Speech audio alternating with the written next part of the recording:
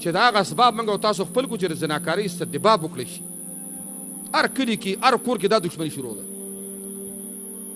او دا یاد ساتئ ګورې یوسف علیه السلام یو عظیم پیغمبر تیر شوی دی. ورونو خرڅ کړو، کوی ته ګزار کړو چې کله مصر ته لاړې هلته پې د خپل مالک او د خپل مولا چې کومه ښځه وه زلیخه په نوم باندې هغې ته د زنا مطالبه شو چې ما سره زناکاري وکړه.